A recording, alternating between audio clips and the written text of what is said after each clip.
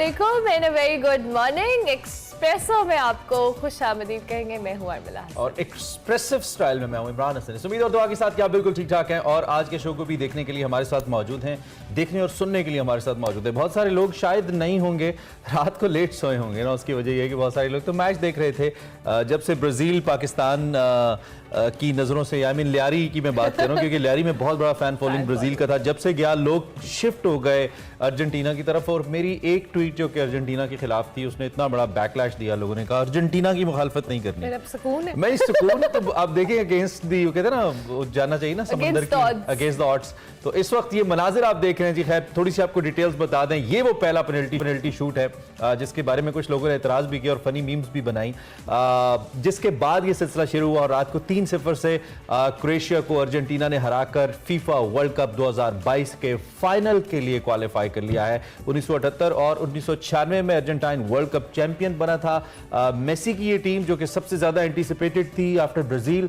Semifinal में Croatia को 3-0 से उसने हराया है। और दूसरी जानिब हम अगर इस मैच के गोल्स की बात करें तो अल्वारेज जो कि दूसरे सबसे ज्यादा जिनकी जो टॉक ऑफ द टाउन थे प्लेयर, उन्होंने और मेसी ने मिलकर मुख्तलिफ पहले एक गोल स्कोर किया, फिर पहले हाफ के 34वें मिनट में जो मेसी हैं उन्होंने एक पेनल्टी किक पर गोल किया, 39वें मिनट में अल्वारेज ने दूसरा गोल किया। और जो सबसे ज्यादा बात की गई जिस गोल के बारे में जो मेसी की पास पर किया गया, उसके बारे में सबसे ज्यादा लोगों ने डिस्कस किया कि भाई क्या गोल था। और रात को मेसी अपनी भरपूर क्लास के अंदर नजर आए हमें। बिल्कुल, मेसी वर्ल्ड कप मुकाबलों में अर्जेंटाइन के लिए सबसे ज्यादा 11 गोल करने वाले खिलाड़ी भी बन गए हैं। और ये मनाजिर आप इनके जो ड्रेसिंग रूम है वहां के देख सकते हैं, जहाँ पे सेलिब्रेट किया जा रहा है भरपूर अंदाज में। और ये सेलिब्रेशन डेफिनेटली बनती है अर्जेंटीना के लिए, क्योंकि ये उनके लिए एक बहुत बड़ी अचीवमेंट है फाइनल में पहुंचना इटसेल्फ। और मेसी की टीम है, मेसी के फैन फॉलोइंग बहुत ज्यादा है, आपको पता है। और ये मनाजिर भी उन फैंस के हैं जो उनकी खुशी पे, उनकी जीत के ऊपर खुशी मना रहे हैं। ब्यूनस आयरेस के मनाजिर है गालिबन, ये जो कि कैपिटल है अर्जेंटीना का।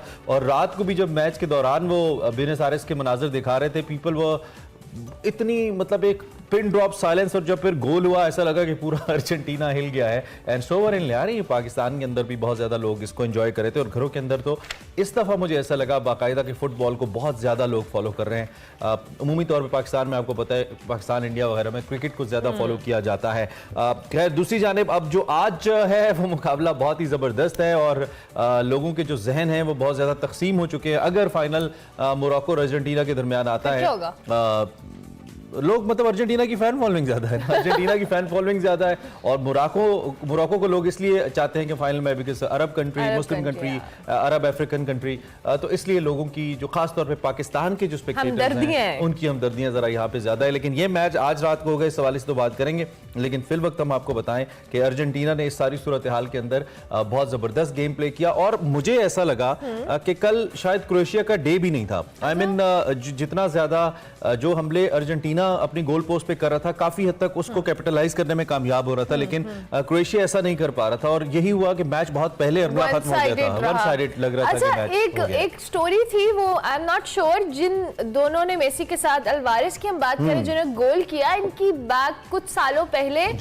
मेसी के साथ एक फैन के तौर पर पिक्चर आई थी। और वो पिक्चर हम जरूर चाहेंगे कि आपको भी दिखाएं, थोड़े सा दिखाते, क्योंकि ये बेसिकली रात से 2 पिक्चर्स उनकी सर्कुलेट करी हैं। एक वो जो बतौर फैन फैन मोमेंट उन्होंने कैप्चर की थी, और फिर एक पिक्चर जिसपे रात को गोल करने पे मेसी उनको हग कर रहे थे। तो ये दोनों पिक्चर्स जो हैं ये दोनों सोशल मीडिया पे बहुत घूम रही थी और लोग इसको रिलेट कर रहे थे।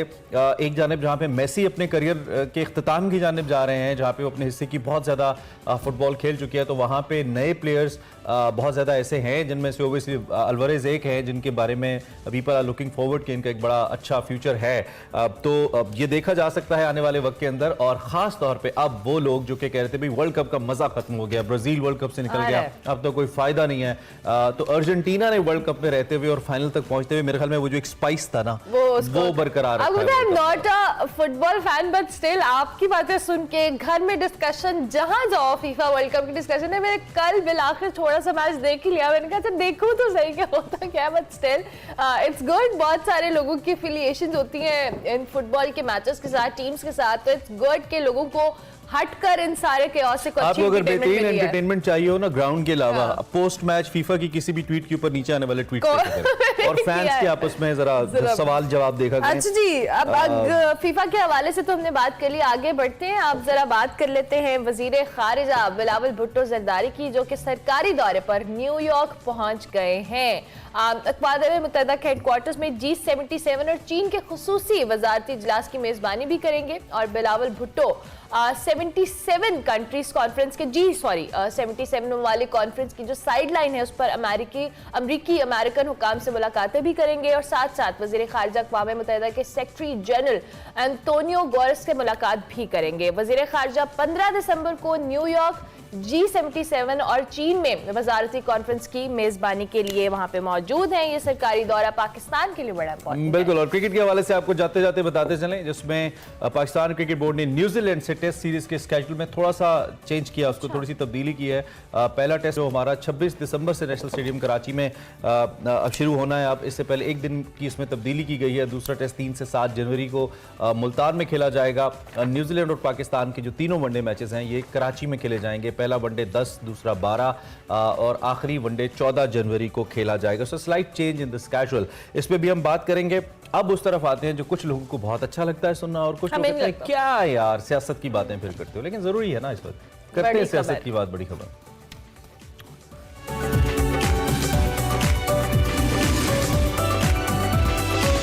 बड़ी खबर में है, इसके अलावा और कोई बड़ी खबर नहीं है कि हालात वैसे ही हैं जैसे कल हम छोड़ के गए थे। There is no specific change, लेकिन यह है कि प्रेस कॉन्फ्रेंसेस हो रही हैं, स्टेटमेंट्स पे स्टेटमेंट आ रही है और तहरीक इंसाफ अब डट गई है। तहरीक इंसाफ कह रही है कि भाई हमने दिसंबर में असम्बलियां तोड़ देनी है। सियासी बहरान संगीन होने का खदशा नजर आ रहा है क्योंकि एक जानिब इमरान खान के असम्बलियां तोड़ने का मौक़िफ़ है।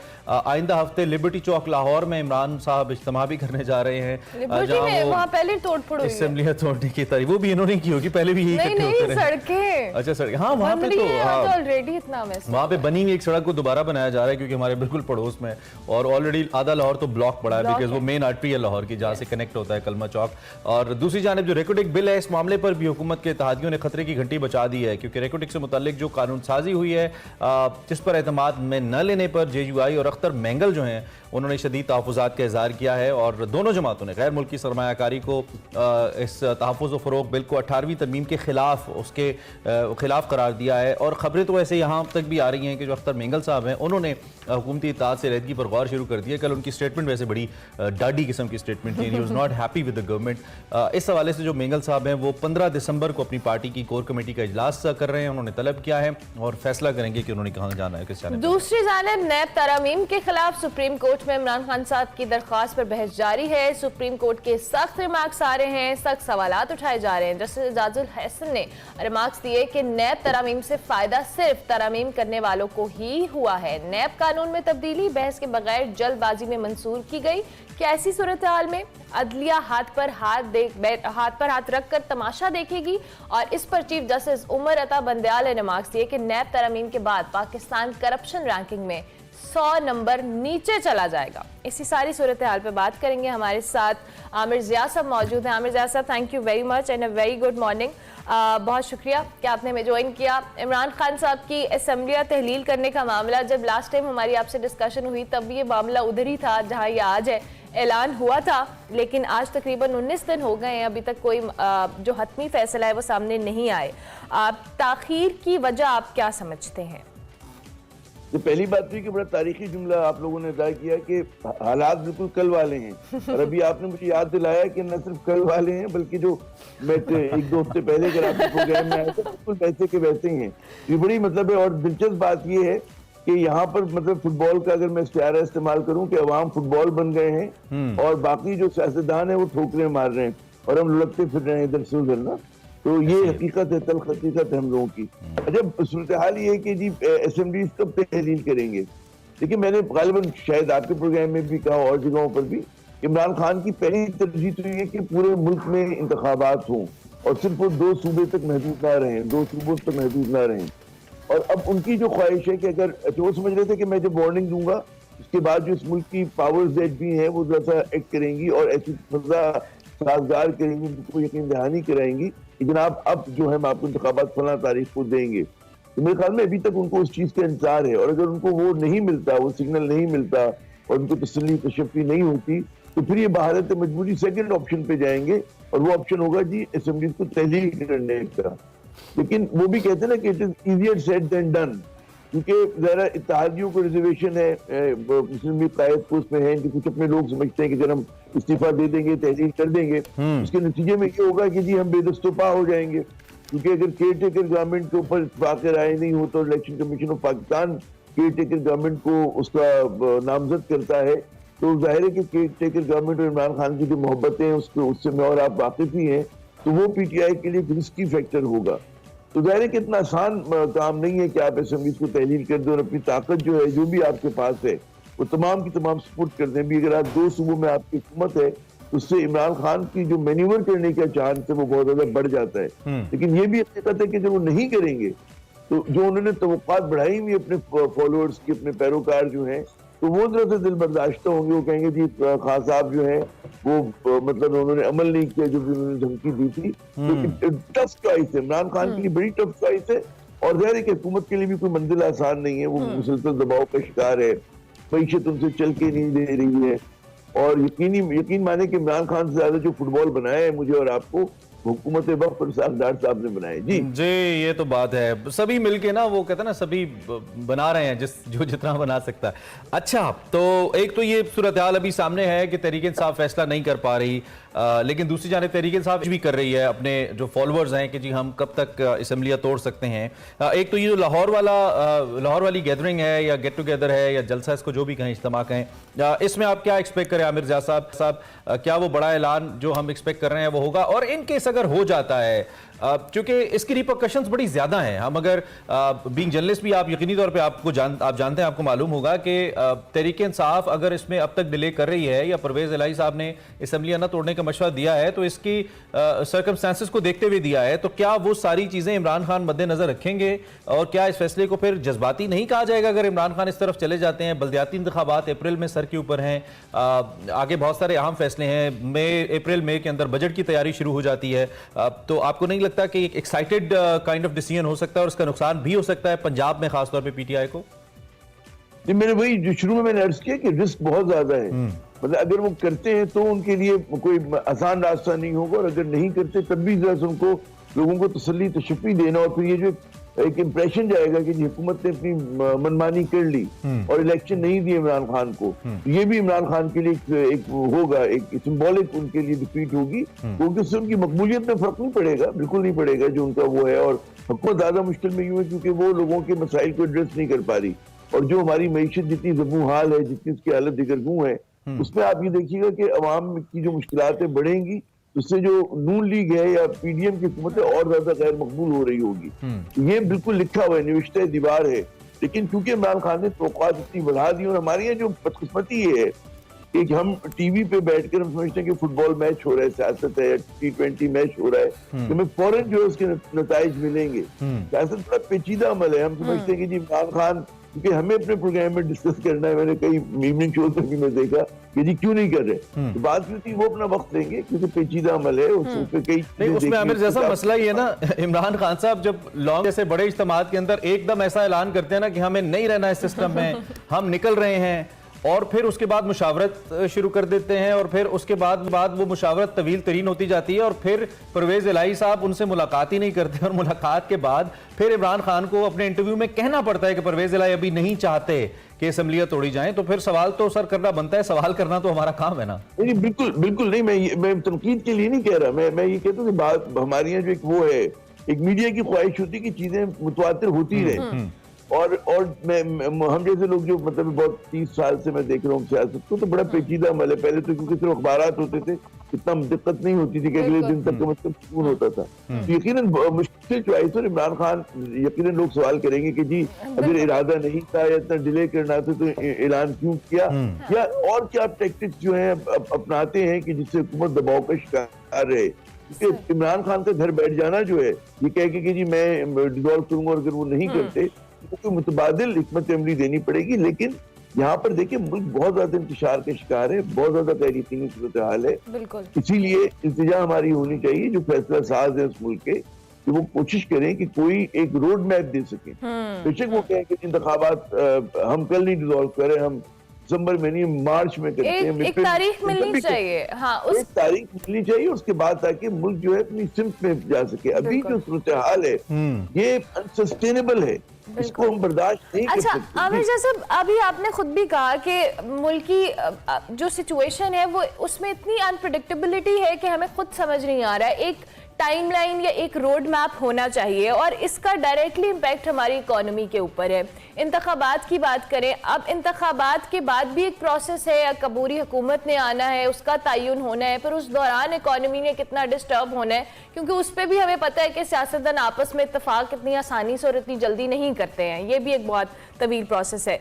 तो इसका फिर जो ये इकोनॉमी से हमारा ताल्लुक है ये बहुत बहुत ज़्यादा एक कह लें क्रंच की सिचुएशन में हमें लेके जाएगा और जिसका नुकसान सिर्फ हमें है और किसी को भी नहीं है शायद। सो ये इकोनॉमी के अंदर जो हमारी मामलात हैं इनकी स्टेबिलिटी के लिए सियासतदानों को क्या करना पड़ेगा? देखिए बदकिस्मती है हमारे मुल्क की कि सियासतदान बजाय पार्ट ऑफ सोल्यूशन बनने के they become part of the problem. तो सबसे बड़ा मसला हमारे जो एक मैं कहूँगा ना कि जो खुदगर्जी है हमारे सियासतदानों की, कि हुकूमत के जो काबरीन है, जो बड़े बड़े नाम है, वो इसलिए कानून साजी करते हैं कि उस कानून साजी का फायदा उनको अपने करप्शन केसेस में पहुंचे। उससे बड़ी बदकिस्मती क्या होगी कि लोग मुल्क के बारे में नहीं सोच रहे। पार्लियामेंट जो है आपकी बिल्कुल डिसफंक्शनल हो चुकी है, नेशनल असेंबली की कोई हैसियत नहीं है। वो जिस तरह की कानून साजी जैसे भी आप फरमा रहे हैं कि रिपोर्ट के ऊपर हुई है, इसमें बड़े सारे सवाल निशान है कि उस पर आप बात करके देखिएगा कि इतराजात, मुझे ये इतराज नहीं है कि 18वीं तरमीम रोल बैक हो रही, तो बड़ी अच्छी बात है 18वीं तरमीम रोल बैक हो जाए, लेकिन जो मुआहिदा हुआ है उसके अंदर ये जो आप इजाजत दे रहे हैं कि पहले तो गोल्ड और कॉपर को निकालना था, लेकिन सिर्फ उसको पूरा का पूरा जो भी मिट्टी वहां से निकाली जाएगी वो तमाम की तमाम बैरून मुल्क जाएगी और वहां पर प्रोसेसिंग होगी। तो मतलब ये कि गोल्ड और उसके अलावा भी कुछ निकल सकता है, रेयर अर्थ की चीजें हो सकती हैं। तो इसमें बहुत सारे सवाल निशान रिकॉर्डिंग के मुआहिदे में भी है। आप जो कह रहे हैं कि आप जी उस जानिब आप 100 रुपए की चीज 1 पैसे में अगर बेचेंगे तो मुल्क को तो नुकसान है। जी आप उस जानिब जो कि चले ही गए हैं तो मैं यही सवाल आपके सामने दोबारा रख भी देता हूं। अख्तर मेंगल साहब की एक स्टेटमेंट हमने कोर्ट की कल, उन्होंने 18वीं तरमीम के हवाले से इसको एक किस्म का एक हमला ही करार दिया 18वीं तरमीम के ऊपर, और ये भी इंदिया दे रहे हैं इत्तेहादी और खास तौर पे बलोचिस्तान। और फिर कराची के कल एक रहनुमा जो कि पाकिस्तान में नहीं है, उन्होंने भी कल एक अपनी ट्वीट के अंदर, मैं भी सुबह ही मैंने इनफैक्ट वो ट्वीट देखी, उसमें भी उन्होंने कहा कि ये क्या फैसला है, इससे तो बेहतर है कि विफाक सब कुछ जो है ना वो विफाक सूबों को अपना हिस्सा ही बना ले। इस तरह की स्टेटमेंट उन्होंने दी। अब तो इससे आपको ये जो हुकूमती इत्तेहाद है इसके दरमियान कोई दरार पड़ती नजर आती है इस रिकॉर्डिक फैसले के बाद, और अगर पड़ती है तो हुकूमती हिकमत अमली क्या होगी, चूंकि क्लेमिंग के हमें एतमाद में नहीं लिया इस अहम फैसले पे हुकूमत ने? देखिए एक तो बात ही कि इसमें इतना हुकूमत का किरदार नहीं है, हमारे इदारों का बहुत किरदार है रिकॉर्डिक का जो मुआहिदा करवाने में, क्योंकि पाकिस्तान पे एक पेनल्टी लगी हुई थी और उसी वजह से गालिबन मजबूरी का सौदा ये था कि जिस मैंने एक कमजोरी का इशारा किया जिस तरफ कि जनाब आप सिर्फ मतलब पूरा का पूरा जो भी खाम माल निकलेगा वो बैरून मुल्क जा रहा होगा, उसकी कोई प्रोसेसिंग जो है ए उसमें मरहले पे, बी मरहले पे पाकिस्तान में नहीं हो रही होगी। तो ये इतराज जो है ये तो बिल्कुल एक जायज इतराज है। बाकी ये जो बात है कि 18वीं तरमीम का हमारे जो कॉन्फ्रेंस रहनुमा है वो तो मतलब है कि वो चाहते कि जी हमारा सेंटर पहले ही बहुत कमजोर हो चुका है, मजीद कमजोर हो, और एनएफसी के बाद तो मैं उन लोगों में से हूँ जो समझते हैं कि 18वीं तरमीम में इस्लाहात की जरूरत और मरकज को मजबूत होना चाहिए। कमजोर मरकज जो है उसकी वजह से रियासत पाकिस्तान कमजोर होती है, और हमने देखा कि पहले जो है सूबे जो है वो तो खुद एक रियासतें बने हुए हैं और इनएफिशिएंट रियासतें हैं कि जो अपने लोगों को भला नहीं करते और वो डिवॉल्व नीचे तक नहीं करते। यकीनन हुकूमत के लिए चैलेंजिंग सूरत हाल होगी, लेकिन अख्तर मेंगल मेरे ख्याल में इनके लिए ज्यादा चैलेंजिंग होंगे।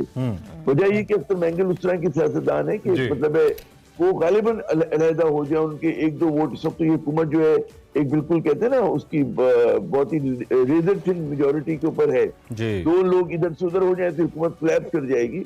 तो यकीनन अख्तर मेंगल के पास एक लिवरेज है, लेकिन साथ साथ ये भी बड़ा मसला है कि अख्तर मेंगल का वो लिवरेज इस्तेमाल यूं नहीं हो पाएगा कि यहाँ पर अगर हम इस मुआहिदे से पीछे हटते हैं तो हमें फिर बिलियंस ऑफ डॉलर्स जो हैं वो देने पड़ेंगे। तो सब ना जाए रफ्तन ना पाए मानदन वाली बात है। ठीक है चले sir, thank you very much Aamir Zia Sahab, शुक्रिया आपने अपनी राय का इजहार किया। सीनियर सहाफ़ी आमिर ज़िया साहब मुल्क की सियासी सूरत हाल और मौजूदा सूरत हाल पर इज़हार ख्याल कर रहे थे। आगे बढ़ते हैं, ब्रेक से पहले जिक्र करते हैं the legend the great ever Jaun Elia Sahab का। 19वीं सदी के जदीद और बेहतरीन शायर जॉन एलिया के मद्दा आज उनका 91वां यौम पैदाइश मना रहे हैं। जॉन एलिया का असल नाम सैयद सिब्ते असगर था। 14 दिसंबर 1931 को अमरोहा उत्तर प्रदेश में पैदा हुए। जॉन एलिया अनोखे मिसरों और नित नई तावीलों की वजह से मशहूर थे। मजमूई तौर पर हम अगर उनकी शायरी की बात करें, उनको बैक वक्त अरबी, अंग्रेजी, फारसी, संस्कृत और इब्रानी में आला महारत हासिल थी। इसके साथ साथ फ़लसफ़ा, मंतक, इस्लामी तारीख, इस्लामी सूफ़ी रवायात, साइंस, मगरबी अदब और करबला पर जॉन एलिया का इल्म किसी इंसाइक्लोपीडिया से कम न था। एक और सुनो। जॉन ने 8 साल की उम्र में पहला शेर कहा। आपका पहला शेरी मजमुआ शायद 1991 में शाये हुआ, जिसको उर्दू अदब का दिबाचा करार दिया गया। उर्दू अदब में जॉन के नस्र और इदारिये को बाकमाल तस्वुर किया जाता है। जॉन के शेरी मजमुओं में यानी, गुमान, लेकिन, गोया और उमूर शामिल है। हुकूमत पाकिस्तान ने उनकी अदबी खिदमात के एतराफ़ में एक यादगारी टिकट भी जारी किया है। जॉन एलिया 8 नवंबर 2002 को इस जहाने फानी से हमेशा के लिए रुखसत हो गए। हम उन्हें याद कर रहे थे अपने अहद के, बल्कि आने वाले हर अहद के बेहतरीन शायर जॉन एलिया। उनके मद्दाह आज उनको खिराज तहसीन पेश करे थे। अल्लाह उनके दर्जात बुलंद करे। ब्रेक लेंगे, ब्रेक के बाद आ जाएंगे। Welcome back. हम अक्सर बात करते रहते हैं कि जो पुख्ता इरादा होता है वो इंसान को उसकी मंजिल तक ले जाता है। जो आप सोच सकते हैं वो आप कर सकते हैं। किसी भी काम में आपकी दिलचस्पी उस काम को मज़ीद निखारती है, बेहतर करती चली जाती है। ऐसा ही कुछ किया ऑस्ट्रेलिया में मुकीम एक पाकिस्तानी है डॉक्टर अकबर हुसैन। आप may be you come across उनकी जो अचीवमेंट है। उन्होंने ऑस्ट्रेलिया की पहली मोबाइल टेलीस्कोप बनाई है और इसके लिए डॉक्टर अकबर ने कराची बरतानिया के आसमान को तलाश किया। वो चीज़ जिसकी उनको तलाश थी वो हासिल नहीं, और फिर डॉक्टर अकबर हुसैन ने ऑस्ट्रेलिया को रुख किया और फिर इस अमल में काफ़ी हद तक कामयाब हुए और वो हासिल करने में कामयाब हुए जिसकी कहते हैं ना उनको तलाश थी। उनके भाई और चंद दोस्तों पर मुश्तमिल एक टीम एक दूसरे स्टार्टअप पर भी इस वक्त काम कर रही है और इसका नाम मरीख से रिलेटेड है, मरीख डायनामिक्स है। इस स्टार्टअप के जरिए वो मरीख पर आबादकारी के हवाले से पेश आने वाले जो मुमकिन मसाइल हैं इसका हल इंजीनियरिंग के जरिए तलाश करने की कोशिश कर रहे हैं। It sounds really interesting. लेकिन मजीद इसको एक्सप्लेन करते हैं ना, डॉक्टर साहब हमारे साथ मौजूद हैं लाइव। बिल्कुल, डॉक्टर अकबर हुसैन हमारे साथ मौजूद है। डॉक्टर साहब thank you very much and a very good morning. आप बड़े अच्छे व्यू थे लेकिन अनफॉर्चुनेटली अब धूप आ गई है। सो टेल अस कि आपने वैसे तो मेडिकल पढ़ा, फिर आपने इंजीनियरिंग की दुनिया में कदम रखा और फिर ये जो टेलीस्कोप वाला मामला है, आप पहले लंदन गए, then Karachi and then Australia. ये जो इतना लंबा आपका जर्नी था कहाँ से शुरू हुआ और ये ऑस्ट्रेलिया पे जाके खत्म हुआ या अभी वहां से सिर्फ शुरू ही हुआ है? बेशक आप अपने फोन को अपने हाथ में पकड़ लें डॉक्टर साहब, कोई मसला नहीं है। आप थैंक यू, ये बेहतर है। जी जी जी जी अच्छा जी, आप सवाल रिपीट कर सकते जी जी मैं कर सकती हूँ। मैं कह रही थी कि आप लंदन गए, कराची गए, फिर आपने ऑस्ट्रेलिया में जाके इस चीज़ को किया। अब क्या ये जो आपका सफ़र है ये ऑस्ट्रेलिया में शुरू हुआ है या ख़त्म हुआ है और आप मज़ीद इसको आगे ले जाना चाह रहे हैं? नहीं, सफर तो खत्म नहीं होता है, सफर तो जारी रहता है। शौक और पैशन की बात है। तो पेशे के लिहाज से तो मैं एक मेडिकल डॉक्टर हूँ, लेकिन एस्ट्रोनॉमी मेरा और मेरे सारे फैमिली का शौक है। तो अभी जहाँ मैं बैठा हूँ ये मैं इस वक्त कराची में मौजूद हूँ और ये कास्ट्रोडोम नामी खलाई ऑब्जर्वेटरी जो हमने कराची में 2013 में तामीर की थी, उसमें बाद में हम इसमें अपग्रेड्स करते रहे हैं। और फिर मैं 2016 में मैंने ऑस्ट्रेलिया में पहली मोबाइल खलाई रसदगाह, जो ऑस्ट्रेलिया की पहली मोबाइल खलाई रसदगाह थी, वो बनाई थी। और अभी हमने एक इंजीनियरिंग स्टार्टअप कंपनी बनाई है मरीख डायनामिक्स, जैसा आप देख सकते हैं। और ये इसमें हम मरीख पे इंसानी आबादकारी के सिलसिले में जो भी मसाइल दरपेश आएंगे उसके हल के लिए हम काम कर रहे हैं। अभी तक कितना काम किया है मरीख डायनामिक्स ने और कितनी कामयाबी हुई है इसमें?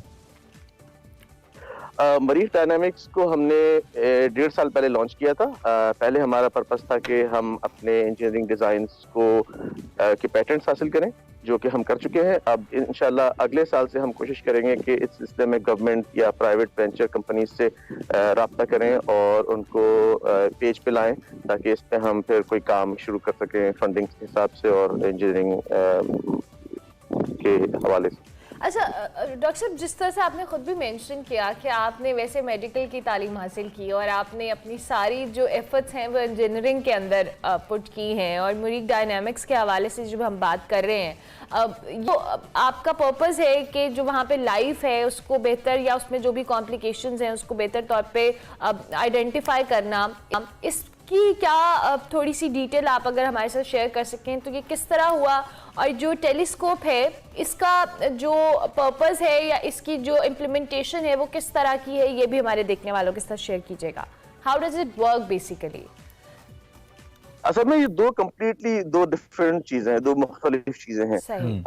जो हमारी जो मरीख डायनामिक्स जो कंपनी है उसका तो मेन मकसद, जैसे मैंने आपको बताया कि मरीख इंसानी आबादकारी के मसाइल उनके हल, तो जो मेन जो दो मसाइल, जो बड़े मसाइल हैं इंसानी आबादकारी के, बल्कि 3, वो ये है कि मरीख पर हवा का दबाव बहुत कम है, वहाँ पर इंसानों को रहने के लिए हवा के दबाव की ज़रूरत है, तो उसके लिए हमने हैबिटेशन स्ट्रक्चर्स डिज़ाइन किए हैं। दूसरी चीज़ वहाँ पर शुआओं का मामला है, रेडिएशन जिसको कहते हैं, तो उसके हल के लिए हमने डिज़ाइन तैयार किया है जो हैबिटेशन स्ट्रक्चर है उसके अंदर ही रहकर उसको हल किया जाए। और तीसरा है पावर जनरेशन का, क्योंकि मरीख के ऊपर पावर के मसाइल हैं, क्योंकि वहाँ पर ना कोई फॉसिल फ्यूल है, ना कोई हवा है, ना पानी है जिससे आप बिजली प्रोड्यूस कर सकें। तो उसको हमने यूनिक आइडिया है जो हमारा पेटेंटेड आइडिया, सारी तफसीलात हमारी वेबसाइट मरीख.com पर मौजूद है। जहाँ तक मोबाइल ऑब्जर्वेटरी या मोबाइल रसदगाह का ताल्लुक है, वो एक डिफरेंट चीज़ है। वो है कि जब हमने southern cross outreach observatory project बनाया ऑस्ट्रेलिया की दूर अफ्तादा आबादियों में एस्ट्रोनॉमी की तरवीज के लिए, तो उस वक्त हमें ख्याल आया कि ये इस तरह की बहुत सारी ऑब्जर्वेटरी से एक नेटवर्क जो है वो खला में मौजूद कचरे की निशानदही और उसकी बहुत एक्यूरेट एक डाटाबेस तैयार करके उसकी वो कर सकता है। तो हमने इसके बारे में पूरी इंजीनियरिंग की और मालूम हुआ कि ये काफ़ी एक्यूरेट डाटाबेस प्रोवाइड कर सकता है, जैसा कि दुनिया में और कोई प्रोवाइड नहीं कर सकता। तो इस सिलसिले में हमने ऑस्ट्रेलिया गवर्नमेंट से बात की है, तो भी इसमें दिलचस्पी करते नजर आ रहे हैं, तो इस पर भी काम चल रहा है अभी। तो इसमें क्या टेक्नोलॉजी डॉक्टर साहब आपने इस्तेमाल की है जिससे आप कह रहे हैं कि हम इससे खला में जो कचरा है जी उसकी निशानदेही हो सकती है? इसमें क्या टेक्नोलॉजी इस्तेमाल की, और क्या इससे पहले जो दीगर खलाई रिसर्च कंपनीज हैं क्या उनके पास ये नहीं है? इसमें क्या यूनिकनेस है आपकी जो ऑब्जर्वेटरी है?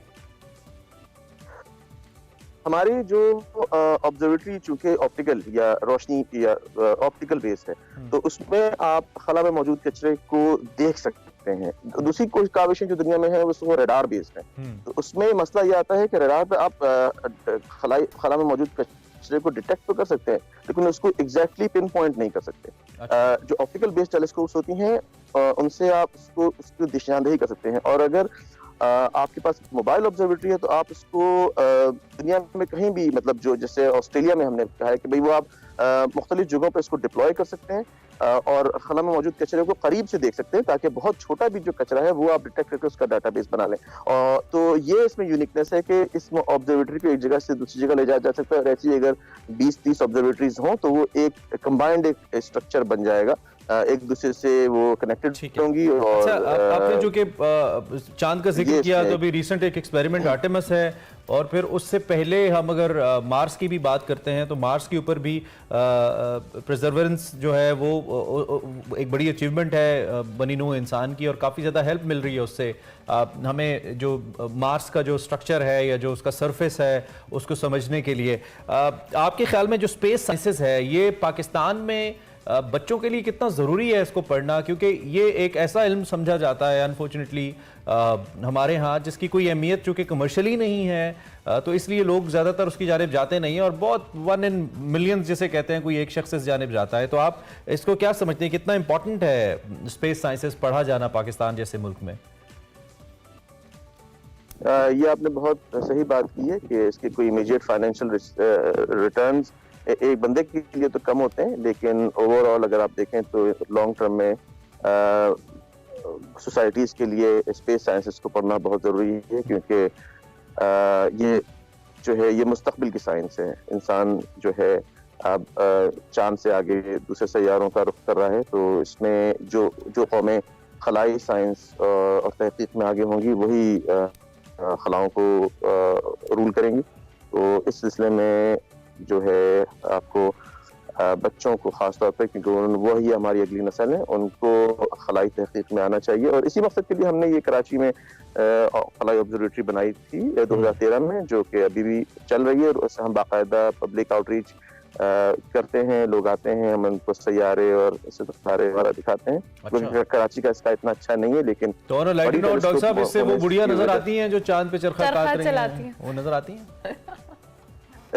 नहीं यही बात हमें बच्चों को देखिए, चांद ऐसा नहीं है जैसा आपने बचपन में पोएम्स में पढ़ा है।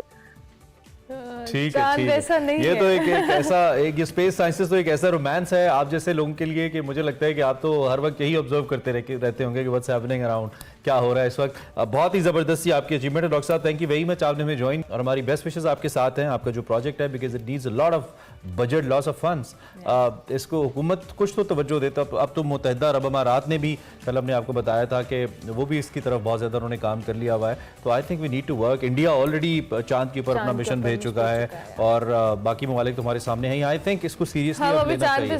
थोड़ा थोड़ा करें, हाँ, हम बस चांद ढूंढते अपने मोहल्ले में, गली में आज चांद निकला वाले। ब्रेक लेते हैं।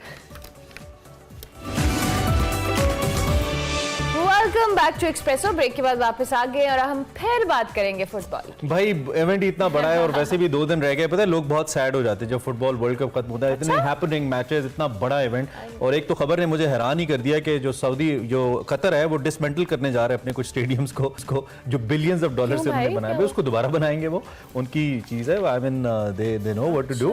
तो इंटरेस्टिंग न्यूज है। खैर आगे बढ़ते हुए इस वक्त हम आपको बताएं, आपको मालूम ही है इनफैक्ट रात को अर्जेंटीना ने बीट किया क्रोएशिया को विद 3-0 और क्वालिफाई किया फीफा वर्ल्ड कप 2022 के फाइनल के लिए। उसके साथ साथ आज रात जो सेमीफाइनल होने वाला है, that is more crucial for of us, because एक ऐसी टीम सामने है जो यूजुअली बहुत बड़े मैचेस नहीं खेली है फीफा के, और वो है मोरक्को। उसके ऊपर सबकी नजरें हैं, एक डार्क हॉर्स के तौर पे सामने आई है, कंटेस्ट करेगी फ्रांस के साथ, जो जानी मानी टीम है। सो देखते हैं सूरत हाल क्या बनती है। इस वक्त हमारे साथ सैयद उवैस मौजूद हैं, उनसे हम इस पे तजिया लेते हैं और पूछने की कोशिश करते हैं कि वो कैसे देख रहे हैं रात के मैच को एंड देन आने वाले मैच को। Syed Mohammad Uwais, thank you very much for joining us Uwais. सबसे पहले तो मैं आपका तजिया चाहूंगा रात के मैच पे। ऐसा नहीं लगता था कि एक वन साइडेड मैच होगा, हमें कम से कम मेरा यही ख्याल था बीइंग अ व्यूअर कि शायद ये भी एक्स्ट्रा टाइम के ऊपर और फिर पेनल्टी शूट्स के ऊपर जाएगा मैच, लेकिन ये तो पहले हाफ में ही वन साइडेड हो गया था और फिर तीसरा गोल भी हो गया। क्या कहेंगे आप? जी अस्सलाम वालेकुम। इमरान भाई, वैसे एक अपना आपस की बात आपको पता है कि मैंने सोशल मीडिया पे भी लिखा था कि I am for the Croatia, क्योंकि क्रोएशिया जिस तरीके से इस वर्ल्ड कप के अंदर खेला, आपको पता है कि पिछला भी जो वर्ल्ड कप हुआ था उसके अंदर रनर्स अप वो टीम रही थी, बड़ी जबरदस्त टीम है। लेकिन अनफॉर्चुनेट है, मैं कहता हूँ कि मॉड्रिच के लिए जो सा इस दफा इतना जबरदस्त साबित नहीं हुआ, जो उनके कप्तान है।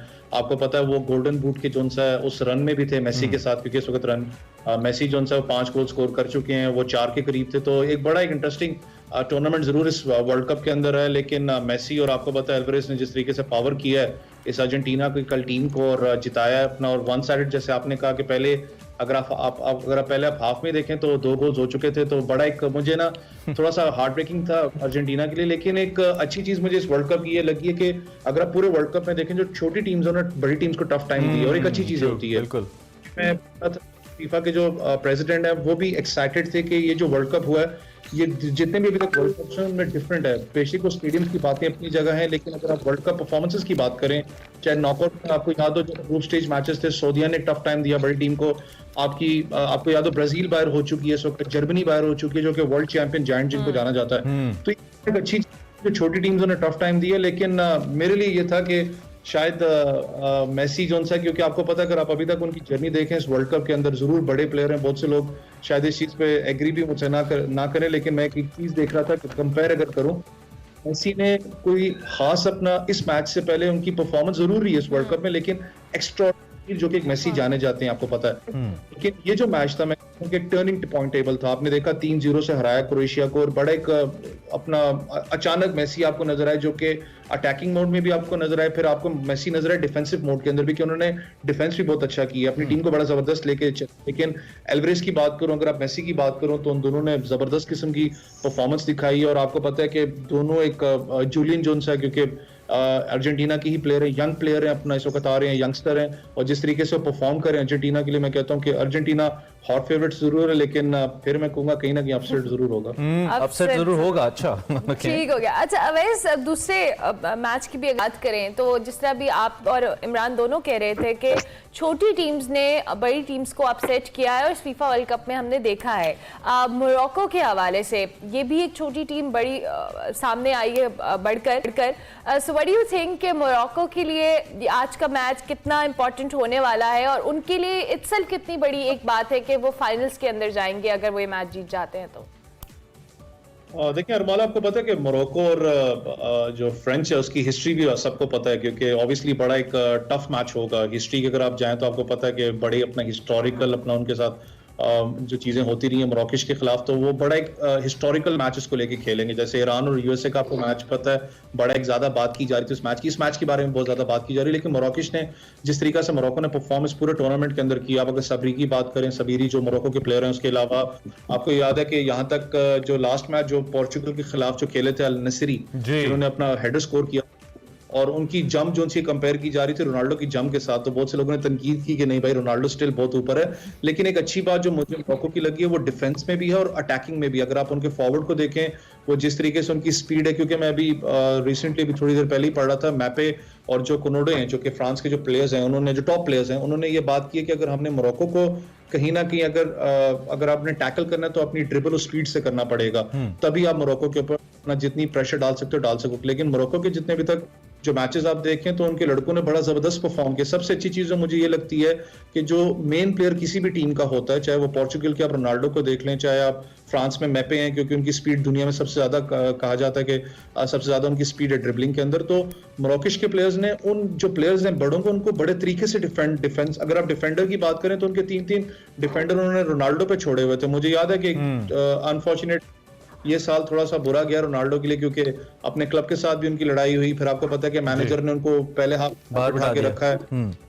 वो लेकिन ये चीज अच्छी थी कि मोरक्को प्लेयर्स ने उनको बड़े तरीके से हैंडल करके रखा, तो ये एक उनके लिए प्लस पॉइंट है। सेकेंडली, जैसे आनबे भी आपको पता है इंट्रो में बात करें तो ऑब्वियसली ऐसे मुस्लिम कंट्री आपको होता है कि यार पहली दफा कंट्री, नो डाउट वैसे ये बहुत एहसास की बात तो है ही, उसके साथ साथ दिलचस्प भी है ना। मतलब एक बाकी बड़ी टीम्स की मोनोपोली जब चलती रहती है तो आपको कहते हैं थोड़ी मोनोटनेस भी आ जाती है, फिर वो एक ही तरह के फैन भी डोमिनेट करना शुरू हो जाते हैं। अब जब मोरक्को आगे आई है तो जो ओपोनेंट टीम्स थी उनके साथ बहुत बुरा हुआ है। आई मीन लोगों ने बहुत क्रिटिसाइज किया कि इतने बड़ी बड़ी टीम्स और उनको इस टीम ने, तो I think there is a colour of the game जो कि हमें नजर आ रहा है। अच्छा, आपने जो कि स्ट्रेटजी की बात की है, गेम स्ट्रेटजी, क्रोएशिया ऐसे मुझे ऐसा लगा दो कि आई ऑल्सो वांटेड के they should move forward, but Argentina का फैन फॉलोइंग बहुत ज्यादा और बहुत सारे लोग इस पे नाराज भी हो रहे थे। ऐसा लगा कहीं मैच के स्टार्ट में ही कि शायद वो थोड़े उतने एग्रेसिव या ऑफेंसिव मोड में नजर नहीं आए। शायद अर्जेंटीना की टीम का एक इमेज ऐसा है, फिर मेसी की सेल्फ प्रेजेंस इतनी बड़ी थी,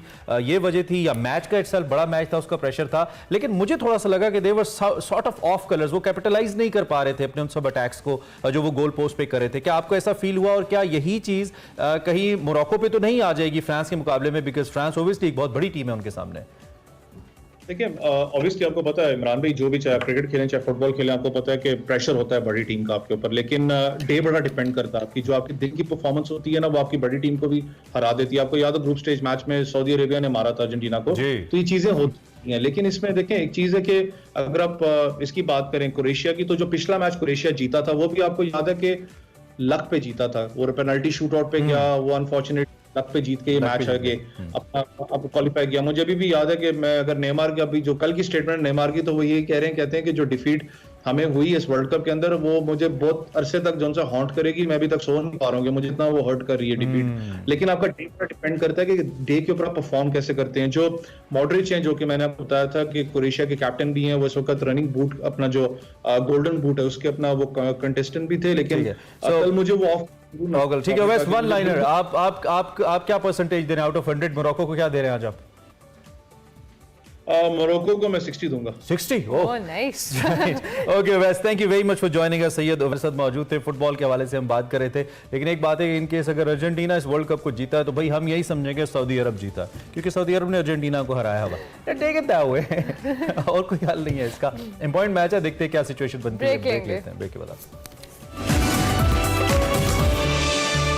welcome back to Expresso. Programme के दूसरे हिस्से में आपको खुशामदीद कहेंगे और अब आपको दिखाएंगे हमारा सेगमेंट निकले तेरी तलाश में, जिसमें आज बात हो रही है मुस्तनसर हुसैन तार साहब की किताब ए गजाले शब पर। देखते हैं आज का सेगमेंट।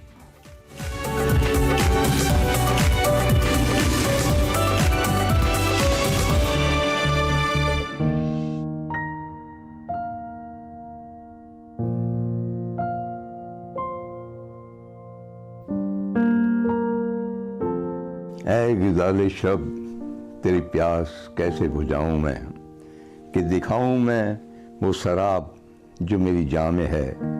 वो शराब साहिर खौफ है जो शहर से शाम के राह गुजर में फरेबे राह रुए सादा है। वो शराब ज़्यादा शराबगर के हजार सूरतें नौ बनो में कदम कदम पे सितारा है। वो जो गालिब वो हमागीर दस्ते गुमा में है। मेरे दिल में जैसे यकीन उनके समा गया। मेरे हस्तोबूद पे छा गया। ऐ गुज़ाले शब उसी फितनाकार से छुप गए मेरे दीरो जूद भी ख्वाब में, मेरे नज़्ज़ो दूर हिजाब में। वो हिजाब कैसे उठाऊं मैं जो कशीदा काल्बे दिल में है, कि मैं देख पाऊं दरूने जहाँ खौफ व गम का निशान नहीं, जहाँ ये शराबे रवां नहीं। ऐ गुज़ाले शब।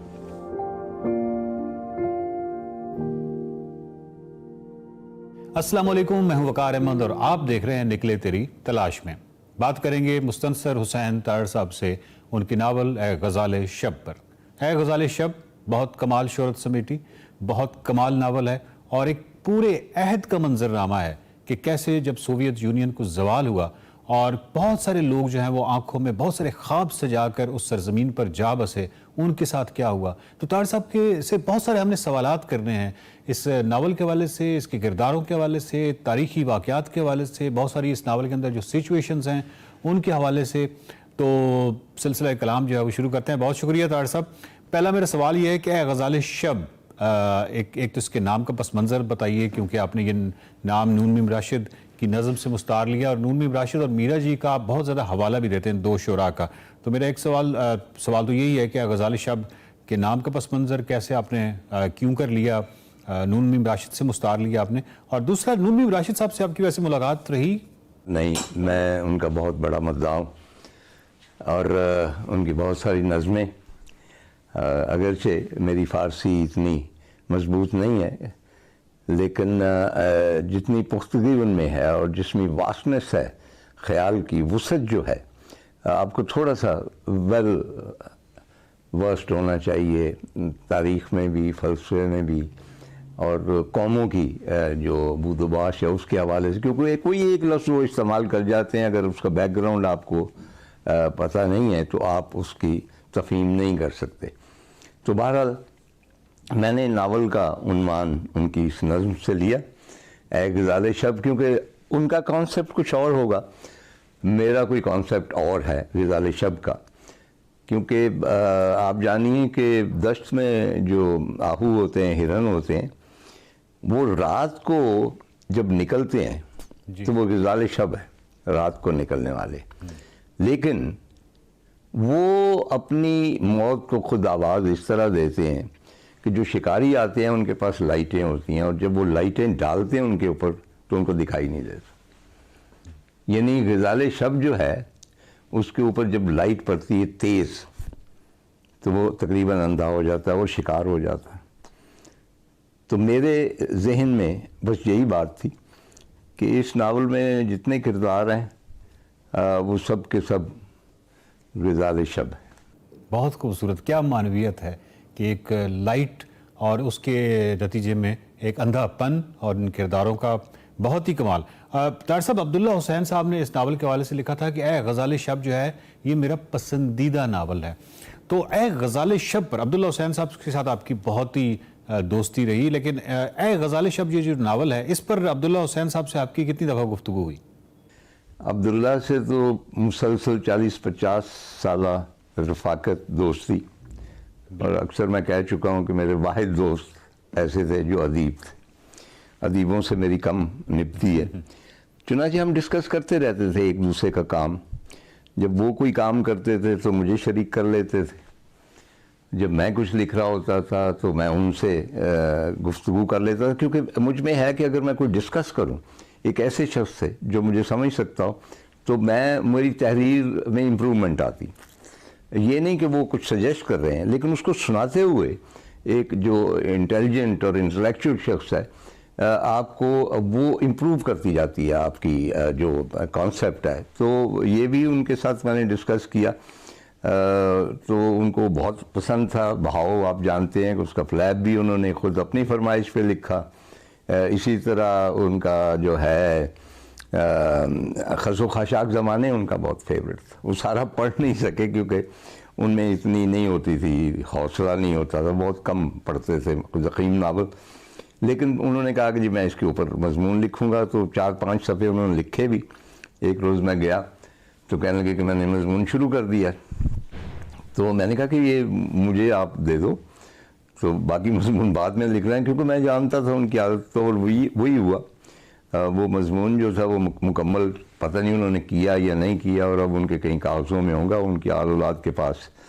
तो हमारे दरमियान जो रफ़ाकत थी, ज़ाहिर है कि वो एक दोस्ताना जो छूट होती है एक दूसरे की तहरीरों के लिए, वो भी तो हम देते थे, हम पसंद करते थे एक दूसरे को। उनकी आल औलाद के वाले से आपने जिक्र किया है, तो मैं एक तस्वीर चाहता हूँ। बुनियादी तौर पे व्हाट्सएप में बहुत अरसा एक पोस्ट जो थी, एक कंटेंट जो था वो बहुत ज़्यादा वायरल हुआ, और वो ये था कि अब्दुल्ला हुसैन जो हैं वो जब उन्होंने वफ़ात पाई तो उनके जनाजे पे कोई नहीं था, बहुत चंद अफराद थे, उसमें से मुस्तनसर हुसैन तारड़ थे। तो वो ये है कि उन्होंने बहुत ज़्यादा अपनी बिज़नेस पे तवज्जो दी या लिखने लिखाने पे दी, लेकिन क्योंकि उन्होंने अपनी औलाद पे कभी तवज्जो नहीं दी। बहुत ही तकलीफ दे और अजीब व गरीब सी एक चीज़ थी, लेकिन बहुत ज़्यादा वायरल हुई। मैं चाहता हूँ कि इसके हवाले से, अगर वो आप तक वो पोस्ट आई है, अगर आपने भी पढ़ी है, तो इस पर आपकी क्या राय है? मतलब आप क्या कहना चाहेंगे इस पोस्ट के हवाले से? अच्छा, मैं मुझे बहुत खुशी है कि आपने इस बहुत ही अहम खाना और रेडिकुलस तहरीर का हवाला दिया है। मसला ये है कि हमारे बहुत सारे दोस्त अपने आप को वो हर चीज़ पर मुहाकमा देना और फैसला करना वो समझते हैं कि हमारा हक है, हम जानते हैं, नो ऑल किस्म की, and they don't know anything, सिवाय लिखने के उनको बहुत ज़्यादा चीज़ों का पता नहीं होता। और वो स्कैंडलस बनाना चाहते हैं अपने कॉलम को, तहरीर को, ताकि लोग नोटिस करें। अब देखें ना, इसमें अगर ये सब कुछ ना होता तो ये वायरल ना होता। तो ये जितनी भी वो मैंने पढ़ा है, और मैंने ज़ाहिर है कि मैं जवाब मैं क्या दूंगा, वो सारे ही एक फैंटसी है। उनके तल्लुकात बहुत अच्छे थे औलाद के साथ। कहा गया कि जी उनका बेटा नहीं पहुंचा, वो दुबई में था, और उन्होंने कहा कि इनको दफन जल्दी कर दें, उनकी डेथ के ऊपर मेहमान, तो उसका इंतज़ार नहीं कर सके। तो अगर वो नहीं पहुंचा, दैट डजंट मीन उसके तल्लुकात अच्छे नहीं। वो आया, अली फौरी पहुंचा, उनकी बेटी वहाँ मौजूद थी, बीवी वहाँ मौजूद। फिर कहा गया कि जी घरेलू मुलाजमों ने पता नहीं जनाजा पढ़ाया, और वहाँ पे जनाजे में कम लोग थे। जनाजे में ये होता है कि उनके बेसिकली जितने भी अजीज़ रिश्तेदार थे, बहनें, वो सब फौत हो चुकी थी। तो करीबी अजीज़ जो भी थे वो वहाँ पे मौजूद थे, और कब्रिस्तान अलबत्ता क्योंकि ख़वातीन नहीं जा सकती, तो वहाँ पे हम चंद लोग गए। और इसी तरह ही होता है कि घर में, और जनाजा बहुत बड़ा था उनका, शहर के बहुत सारे लोगों ने, अदीबों ने उसमें शिरकत की। चुनांचे मैं बिल्कुल इसको कंडेम करता हूँ, इस किस्म के एटीट्यूड को, कि एक शख्स जो उसकी डेथ हो जाती है, चूँकि वो बड़ा एक शख्स है, और आपने फैसला करना कि अच्छा जी अपनी औलाद के साथ ठीक नहीं था, अपनी बीवी के साथ इसके तल्लुकात नहीं। आप कौन होते हैं? You nobody. जी सर, बिल्कुल। और जिस तरह लोगों ने यकीन किया है इस जो वायरल हुई पोस्ट पे, इस पे बड़ा अफसोस हुआ, क्योंकि डेफिनेटली बहुत जो बड़े लोग होते हैं उनके हवाले से इस तरह की जब आप बात अहमकाना नहीं करेंगे तो वो वायरल नहीं होती। लेकिन मसला ये है कि लोग जो हैं वो तस्दीक नहीं करते और यकीन कर लेते हैं और मज़ीद आगे उसको वायरल करते हैं। तार साहब, D.H. लॉरेंस ने नावल निगार को साइंसदान, फ़लसफ़ी और शायरों से भी बरतर मकाम दिया है, तख़य्युल के हवाले से, इमेजिनेशन के हवाले से, कि नावल निगार कहाँ कहाँ घूमता है। आप ये समझते हैं कि जो नावल निगारी है, ये जब आप नावल लिख रहे होते हैं और जिस तरीके से आप एक बिल्कुल किसी और फेज़ में होते हैं, तो ये D.H. लॉरेंस की बात ठीक है कि वो साइंसदान, फ़लसफ़ी और शायर से बरतर है नावल निगार जो है? नहीं, मैं बेसिकली नावल को बहुत सुपीरियर सिंफ समझता हूँ। मेरा ख्याल है कि सिर्फ लिटरेरी हवाले से नहीं बल्कि इंटेलेक्चुअल हवाले से भी। और ये बाकी तमाम जो अलूम हैं जिनका आपने नाम लिया, उनके अपने अपने सफ़ीर हैं, वो उन सफ़ीर्स में रहते हैं। लेकिन नावल ऐसा है कि जिस तरह आपने फरमाया, ये सारी चीज़ें उसके अंदर दर आती हैं ऑटोमेटिकली, उसमें इंटेंशन नहीं होती कि मैंने विली दुरान को पढ़ा हुआ या साद को पढ़ा हुआ या रसल को पढ़ा हुआ तो उसकी रूह मुझ में उतर गई, ऐसा नहीं होता। लेकिन वो जो करैक्टर होते हैं, वो सारे जितने भी करैक्टर होते हैं, उनके अंदर फ़लसफ़ी भी होते हैं, उनके अंदर साइंसदान भी होते हैं, उनके अंदर अदीब भी होते हैं। चुनाचे ये सारा कुछ जो है, एक नावलिस्ट जो है वो उसको कंसीव करता है, अपने से ही कंसीव करता है, हो सकता है कि वो गलत हो। तो उस लिहाज से देयर आर सर्टन मोमेंट्स कि जब वो इन सब से आगे इसलिए भी चला जाता है कि वो अफेक्टिव ज़्यादा है। बहुत शुक्रिया तार साहब। ए गजाली शब पे हम बात कर रहे थे, और ए गजाली शब जो है, ये नाम बड़ा कमाल है कि कैसे हिरन जो है वो रात के टाइम जब निकलते हैं और उन पर लाइट पड़ती है तो वो अंधे हो जाते हैं। जब आप ये नावल पढ़ेंगे तो आपको आइडिया होगा कि ये नाम जो है कितना खूबसूरत रखा गया है इस नावल का, और नून मीर राशिद की नज़म से ये मुस्तार लिया गया। अब्दुल्ला हुसैन साहब से जो तसी अब्दुल्ला हुसैन साहब के हवाले से उन्होंने किया तार साहब ने, वो बहुत ही कमाल है। और मैं चाहता था, बहुत अरसे से मैं चाह रहा था कि ये तस्वीर जो है ये आप तक पहुंचे, क्योंकि इसमें तार साहब का अपना भी नाम है। जिस तरह ये व्हाट्सएप पे ये पोस्ट वायरल हुई, इंतहा ही अफसोसनाक है कि कभी कोई भी जितने बड़े लोग होते हैं उनके वाले से इस तरह की हमखाना बात जो है वो इस तरह वायरल हो जाती है। और मसला ये है कि वो जितने पढ़ने वाले हैं उस पर यकीन भी कर लेते हैं। डी एच लॉरेंस के हवाले से भी बात हुई, और नावल निगार जो है वो साइंसदान, फ़लसफ़ी और शायर से क्यों वो बरतर कहता है जो डी एच लॉरेंस हैं। इस हवाले से गजाली शब के हवाले से, इनके किरदारों के हवाले से, सिचुएशन के हवाले से, और इसके अंदर जो वाक़यात हैं उनके हवाले से मज़ीद जो गुफ्तगू है उसका सिलसिला जारी है। अगले सोमवार को फिर मुलाकात होगी। देखते रहिए निकले तेरी तलाश में। Welcome back to Expresso. अब हम आपकी मुलाकात एक्सप्रेसो हीरो से कराएंगे। थाईलैंड में होने वाली 13वीं वर्ल्ड बॉडी बिल्डिंग चैंपियनशिप की बात करेंगे, जिसमें Asian champion Pakistani body builder Shahzad Qureshi ने men's master body building category में ब्रॉन्ज मेडल अपने नाम किया है, और इस फॉर्मेट में जो इंडियन एक बॉडी बिल्डर थे उनको भी शिकस्त दी है। Men's master body building category में मुख्तलिफ ममालिक के 20 बॉडी बिल्डर शामिल थे, जिसमें टॉप 5 में से 2 पोजीशंस पाकिस्तान के नाम रही। पाकिस्तानी बॉडी बिल्डर जो एजाज अहमद हैं, उन्होंने 4थी पोजीशन हासिल की, और इस वक्त शहजाद कुरैशी हमारे साथ मौजूद। बिल्कुल, शहजाद से इस बारे में बात करते हैं। Shahzad, thank you very much for joining us. आपको बहुत ज़्यादा मुबारकबाद इस ज़बरदस्त अचीवमेंट के लिए। सबसे पहले तो हम इस कंपटीशन के बारे में आपसे जानना चाहेंगे। ये कंपटीशन क्या था, इसमें कितने ममालिक थे, और आप का ये सफ़र कैसा रहा इस पर्टिकुलर कंपटीशन के अंदर?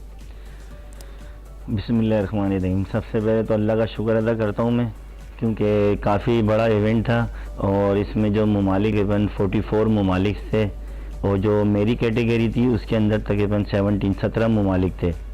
और इसका जो सफ़र था, हमने अल्हम्दुलिल्लाह कराची से शुरू करा। सारी जो प्लेयर्स थे हमारे साथ, जो टीम थी हमारी, सब कराची एयरपोर्ट पे जमा हो गए। फिर हम लोग रवाना हुए थे थाईलैंड के लिए। ये सफ़र हमारा ऐसे चला, फिर हम अल्हम्दुलिल्लाह थाईलैंड पहुँचे।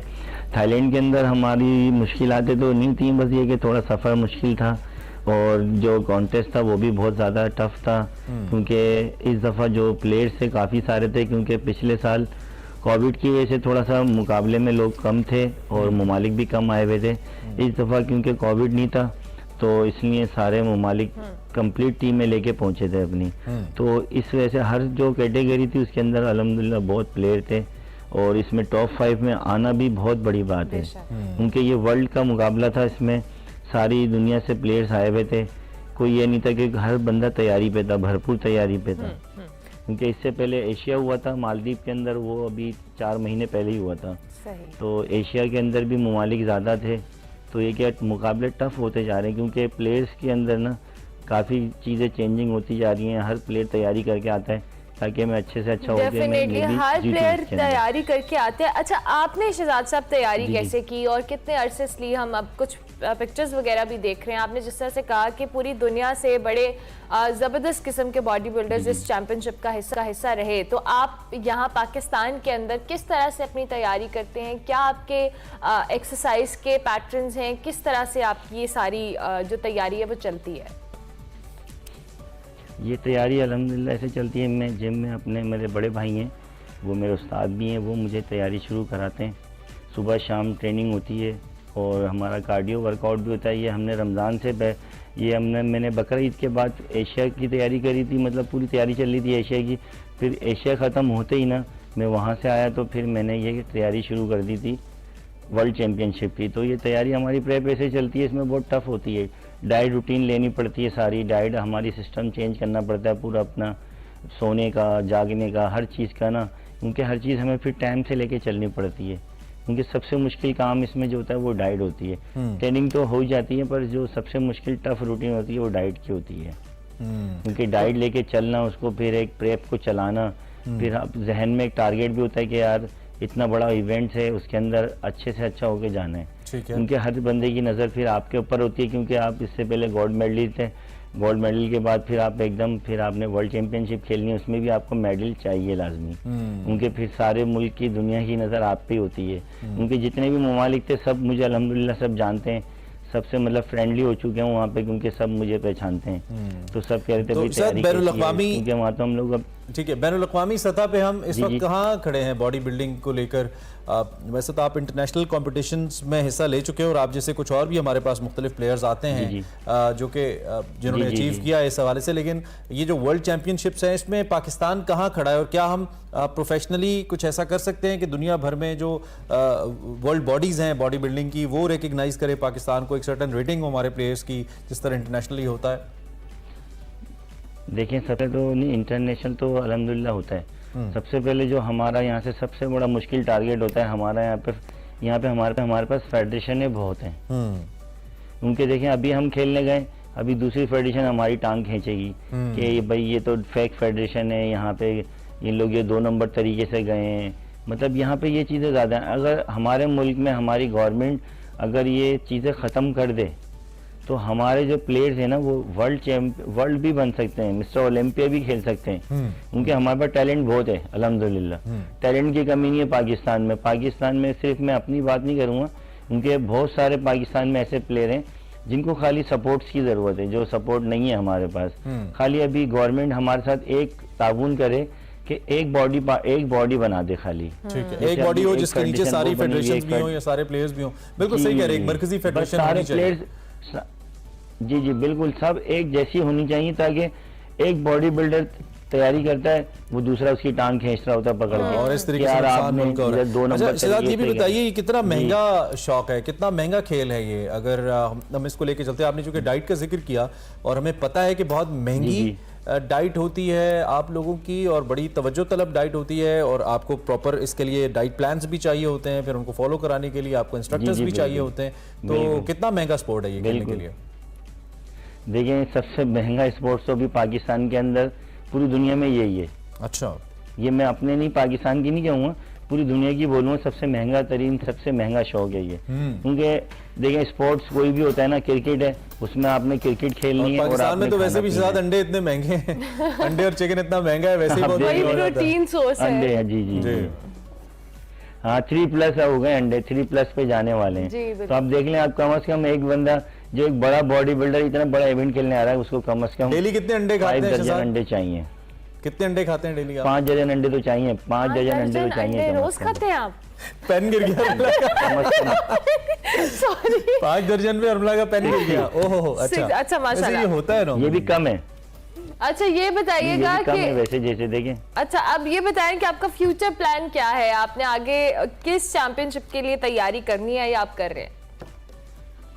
नहीं, इंशाल्लाह ये बस थोड़ा रेस्ट करेंगे, क्योंकि अभी देखें तैयारी फिर थोड़ा घर को भी टाइम देना पड़ता है, फैमिली भी है, सब कुछ है, बच्चे हैं, तो उनको भी जरा टाइम की जरूरत होती है। ठीक है शहजाद, हमें आपसे मिलकर बहुत अच्छा लगा और आपकी जो सारी डिमांड्स हैं वो बिल्कुल जायज़ हैं। हुकूमत को एक सेंट्रल बॉडी बना के सब एथलीट्स को उसके नीचे लाना चाहिए और इनको बजट देना चाहिए। ये कौम के लिए खेलते हैं, इनकी सरबराही और इनकी निगरानी, इनको गाइडलाइन देनी चाहिए। Thank you very much Shahzad Qureshi, body building champion मौजूद थे। ब्रेक लेते हैं, ब्रेक के बाद दोबारा ज्वाइन करेंगे आपको। Welcome back to Expresso. और बहुत ही इंटरेस्टिंग एक एप्लीकेशन या गेम के हवाले से हम आपको बताने वाले हैं। वैसे तो आप बहुत सारे लोग ऑनलाइन गेम्स खेलते हैं और अपना टाइम ज़ाया भी करते हैं, लेकिन आज हम आपको एक ऐसी गेम के हवाले से बताने वाले हैं जो आप खेलेंगे तो आपका टाइम ज़ाया नहीं होगा, बल्कि आपकी बहुत अच्छी लर्निंग होगी। एक प्रोडक्टिव एक्टिविटी है जो आप उर्दू के अल्फाज की और जो आपको सिखाने में बहुत हेल्प करेगा। और ना सिर्फ ये 6 अल्फाज की मदद से आप इससे उर्दू में गेम खेल सकते हैं, बल्कि आप बहुत सारे नए लफ्ज़ सीख भी सकते हैं और आपकी डिक्शनरी या आपकी जो ब्रेन है उसके अंदर बहुत सारी चीज़ें ऐड ऑन भी हो सकती हैं। हिज्जे.com के नाम से ये गेम है जिसमें 6 हरूफ आपको मिलते हैं जिनकी मदद से आपने वर्ड्स बनाने होते हैं और फिर आप जब उन वर्ड्स पे जाते हैं तो उनके मतलब भी मिल जाते हैं। वो आपको एक डिक्शनरी से कनेक्ट कर देते हैं। अभी तो ये उर्दू लुगत के साथ कनेक्टेड है ये डिक्शनरी, लेकिन इन द फ्यूचर इनकी अपनी डिक्शनरी होगी जिसके साथ ये कनेक्टेड होगी। और इसके और भी वर्जन आ रहे हैं, किड्स वर्जन भी है और इसमें बहुत सारी जो कह लें मॉडिफिकेशन होने वाली है इस गेम में। लेकिन स्टिल हमारे साथ मुशर्रफ अली फारूकी साहब मौजूद हैं जो इस ऑनलाइन गेम के बानी हैं। उनसे हम बात करते हैं। Sir thank you very much and welcome. आप खैरियत से? शुक्रिया अर्मिला साहिबा, शुक्रिया इमरान साहब मदू करने का। Thank you. अच्छा सर, सबसे पहले तो इस हिज्जे.com के हवाले से बताइए। ये तो सरसरी सा एक कॉन्सेप्ट था जो मेरी अंडरस्टैंडिंग में था, जरा हमारे देखने वालों को बताएं कि बेसिकली गेम है क्या, हाउ डज इट वर्क? देखिए इस गेम को मैं ऐसे देखता हूँ कि it's a gateway to Urdu language for kids, for adults, for everyone who does not have too much exposure. जिस तरह मैं अंग्रेजी में मुसलसल आपसे बात कर रहा हूँ ना, जी, बिल्कुल। तो यही होता है कि हम उर्दू से आम रोज़मर्रा गुफ्तगू के अंदर भी, लिखने में भी, पढ़ने में भी उससे दूर होते जा रहे हैं और हमारा कोई रोज़ाना का कोई कनेक्शन नहीं है। तो अब इसमें रोज़ाना एक नया गेम आता है। आप रोज़ाना सुबह 5 बजे उठेंगे, एक नया गेम तैयार होगा, आप खेलें, थोड़ा जाग भी जाएंगे आप उसी प्रोसेस के अंदर थोड़ा बहुत, और 20 अल्फाज आप बना लेंगे तो आप समझे गेम जीत गए। उसके बाद आपकी हिम्मत मर्दा और फिर आप बनाते रहिए। अच्छा, so instead playing that Candy Crush kind of games, आप इसको it's creative at the same time, source of learning as well. Why Urdu? लोग तो ज़्यादा फोकस करते हैं कि कमर्शियल ऐप बनाई जाए जो कि इंग्लिश बेस्ड हो, जिसका जो सब्सक्राइबर बेस है वो ज़्यादा हो, चूँकि कमर्शियल एस्पेक्ट भी तो बहरहाल होता है ऐसे। तो वाई जस्ट उर्दू? आपने उर्दू को क्यों ऑप्ट किया? देखिए मैं आपको एक छोटा सा किस्सा सुनाता हूँ। आज सुबह का मैं यहाँ पर आया तो मुझे तो आपके डिपार्टमेंट ने कहा था कि भाई सुबह ही सुबह पहुँच जाएं आप फ़ौरन, आपका वो इंटरव्यू। मैंने कहा जी मैं हाज़िर हो जाता हूँ। यहाँ पर आया तो आपके उमैर साहब जो आपके प्रोड्यूसर हैं उन्होंने कहा आप मुशर्रफ साहब? मैंने कहा जी। कहा कि जनाब मुझे मेरे घर वालों ने कहा था कि और कुछ होना हो मुशर्रफ साहब को ज़रूर बुलाना है, ये गेम हमने इसके बारे में पढ़ा है, इसके बारे में बात करवाइए। अच्छा, तो देखिए इतनी मोहब्बत है उर्दू से कनेक्शन है लोगों का। तो ये हमारा सिर्फ ख्याल है कि किस इवन अगर आप उसको कमर्शियली देखते हैं कि इस चीज़ की खपत नहीं है हमारे माशरे में या उसकी कोई डिमांड नहीं है। इसके बेशुमार यूज़र्स हो गए हैं और we get feedback on a daily basis. मज़ा आ रहा है, नहीं मज़ा आ रहा है, ये बड़ा मुश्किल लफ्ज़ है, बड़ा आसान लफ्ज़ था, ये लफ्ज़ क्यों नहीं आपने डाला?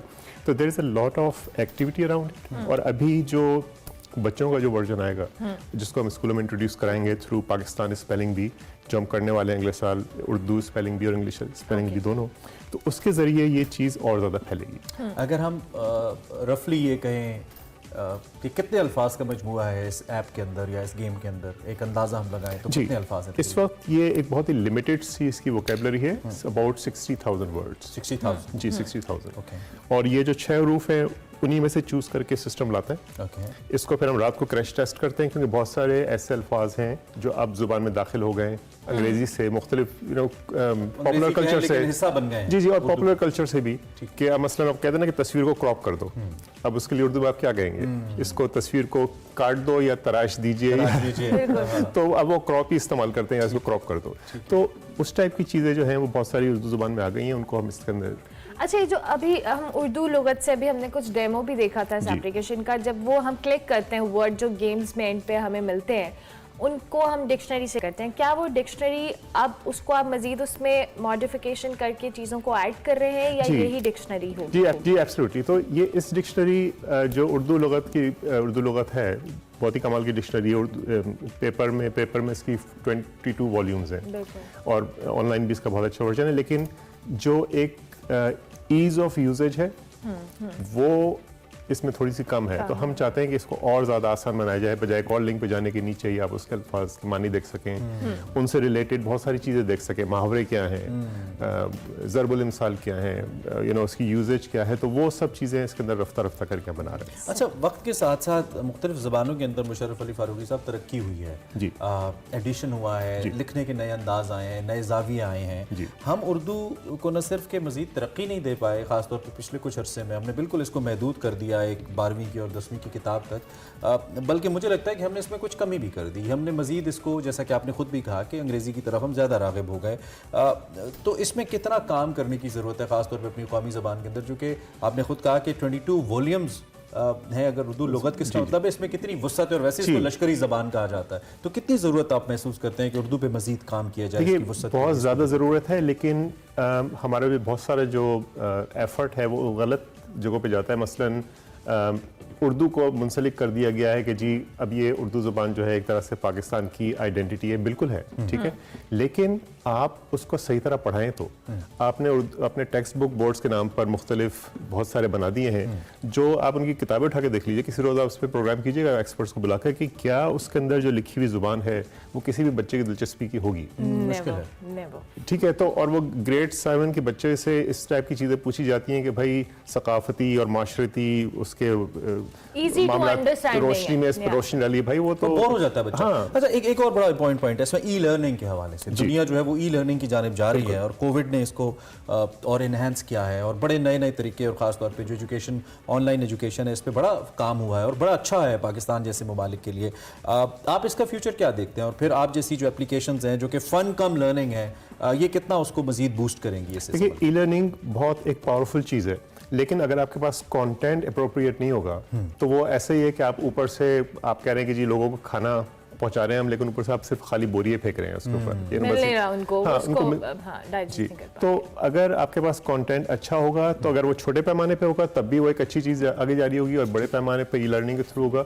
लेकिन problem is not E tech या ed tech solutions, problem is the content. उसमें अभी तक कंटेंट आप क्या दे रहे हैं? अच्छा, एक और सवाल मेरा, जब हम उर्दू वर्ड्स की बात करते हैं, जैसे हम गेम की बात करें, नॉर्मली हम वर्ड्स को पढ़ते हैं तो हमारी प्रोनाउंसिएशन के बहुत सारे मसाइल होते हैं। सो इसमें आप फर्दर फ्यूचर में कोई प्रोनाउंसिएशन रिलेटेड चीज़ भी ऐड करेंगे? क्योंकि अक्सर ऐसे वर्ड्स हैं जो आम जिंदगी में हम बहुत गलत बोल रहे होते हैं, हम उसका असल तलफ़ुज़ नहीं पता लोग तो गलत को भी गलत बोल रहे होते हैं। देखिए, वो जो है उर्दू लुगत, उसके अंदर प्रोनाउंसिएशन गाइड है, आप अगर दबाएंगे तो उसका आ जाएगा somebody is actually pronouncing the word for you, तो वो अपनी जगह पर है, लेकिन इसके अंदर भी हम वो बना रहे हैं जी, ठीक हो गया। अच्छा, in the end obviously kids version के हवाले से आपने बात की, और जिस तरह आपने खुद भी कहा कि बच्चों को हम ऐसी चीज़ें पढ़ाते हैं जिसमें उनका इंटरेस्ट नहीं है, मतलब शायद वो उसको उस तरह से नहीं लेते, वो एक बर्डन समझ के ही पढ़ते हैं। उर्दू को भी हम क्योंकि हमारा जो एजुकेशनल सिस्टम है उसमें इंग्लिश लैंग्वेज बहुत ज़्यादा है, सो क्या इंटरेस्टिंग चीज़ होगी बच्चों के लिए कि वो इजीली उसको अडॉप्ट कर सके? कहानियाँ, ओके। हम में से किसको कहानी नहीं पसंद? डेफिनेटली। तो अगर बच्चों के लिए आप स्कूलों में स्टोरी टेलिंग प्रोग्राम इंट्रोड्यूस कराएं, बजाय उनको दुनिया भर की सकाफत और माशरत और वो समझाने के, तो उससे कम से कम जुबान तो सीखेंगे। हमारे दिल का इतना बड़ा दुख है ना, हम जो सरकारी स्कूलों से पढ़े हैं, कि काश ऐसा होता, काश हम ऐसे सिस्टम से आते कि हमारा इंटरेस्ट होता। जी, मुकम्मल कीजिए।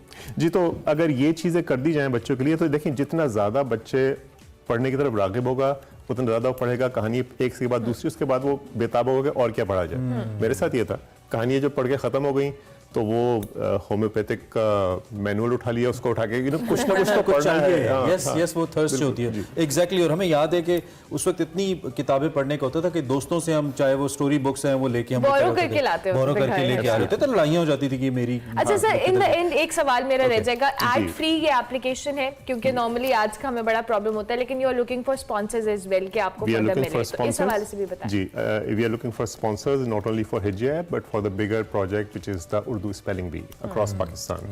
So anybody interested in that, we are more than welcome to. और अभी कितने सब्सक्राइबर आपके हैं ऑलरेडी जो आप अभी हमारे कोई List कितने लोग हैं? ओवर 10,000 यूनिक यूजर्स हैं। that's ji great. जी। और ये कब से आपने उसको पब्लिश किया इस अभी project को? अक्टूबर में। ओके, तो I think it's a great achievement. आपका आइडिया बहुत अच्छा है Thank और you इसके so पीछे जो आपका ख्याल है, जो आपका पर्पस है, वो बड़ा कमाल है। अल्लाह आपको कामयाबी दे। और अभी कमर्शियली जो वायबिलिटी है वो भी बड़ी ज़रूरी है ऑब्वियसली, क्योंकि रिसोर्सेज लगते हैं। तो जो स्पॉन्सर्स बेमानी चीज़ों पे अपने पैसे लगाते हैं, उनको चाहिए कि वो थोड़ा क्रिएटिव साइड पे भी आए, थोड़ा एक अपनी कॉर्पोरेट सोशल रिस्पॉन्सिबिलिटी को भी निभाएं, ऐसे कहा जा सकता है। और उर्दू ज़बान के फ़रोग के लिए बहुत ज़रूरी है। हमारे साथ मुशर्रफ अली फारूकी साहब मौजूद थे, is an author, story teller, editor, publisher. इनसे हम बात कर रहे थे। अभी हम एक ब्रेक लेंगे, ब्रेक के बाद हाजिर होंगे। आप Keep watching. Welcome back to express. अब आपको दिखाते हैं अपना सेगमेंट फैशन और फन, जिसमें निम्रा नासिर अपनी एक दोस्त के साथ गई हैं विंटर फैमिली फेस्टिवल, जो कि हो रहा है जिलानी पार्क में, और वहाँ पे उन्होंने कुछ शॉपिंग किया। दिखाते हैं आपको आज का सेगमेंट। निम्रा, हम कहाँ जा रहे हैं? यार तुम चलो तो सही, तुम ट्रस्ट। यार तुम्हें पता है ऑलरेडी बहुत लेट हो चुके हैं, इवेंट पे भी जाना है। तुम टेंशन ना लो यार, मैं तुम्हें टाइम से शॉपिंग भी करा दूंगी, बहुत एंजॉय करेंगे। ठीक है, तुम्हें पता है कल्चर नाइट, और मैंने कुछ भी नहीं लिया, कुछ पैक नहीं किया, मैं अपनी चीजें भूल आई हूँ। प्लीज मुझे कुछ बताओ। तुम ना हो पे यकीन रखो, तुम्हें सब दिलवा दूंगी। मुझे जल्दी है यार, ऑलरेडी लेट हो चुके हैं हम। Nimra, look at this, so pretty. हाँ, तुम उसको अपने ड्रेस के साथ भी कैरी कर सकती हो। हाँ बिल्कुल किया जा सकता है। तो पहले ड्रेस लें, चलो लेट्स गो। यार तुमने देखो कितना खूबसूरत, तुमने घर के लिए भी ले सकती हो ना। हाँ, लिया जा सकता है वैसे। निम्रा, ये हम दोनों ले सकते हैं वैसे अपने घर के लिए। देखो ये बैग कितना खूबसूरत है, तुम मामा के लिए भी ले सकती हो। इतना न्यूड कलर्स है, हर कपड़ों के साथ चलेंगे। मामा तो बहुत ही ज्यादा खुश होंगी। ये देखो कितना खूबसूरत लग रहा है, इतना स्पेस भी है। मामा को तो वैसे ही बहुत स्पेस चाहिए होती है, नहीं? तो ये ले सकते हैं मामा के लिए। निम्रा, तुम्हें पता है ऑलरेडी इतना लेट हो चुके हैं।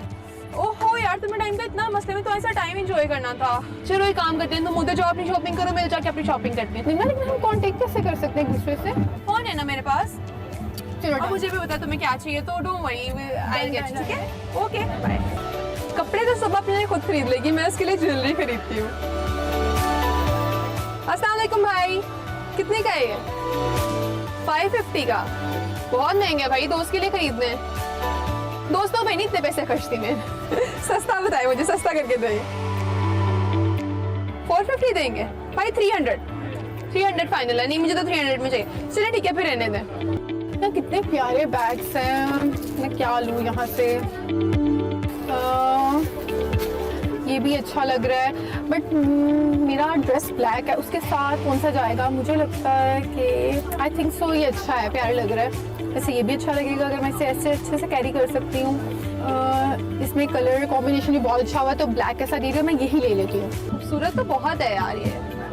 पश्मीना की शॉल की एक ही खास बात है, इतनी बारीक होती है और फिर भी इतनी ज़्यादा गर्म होती है ये।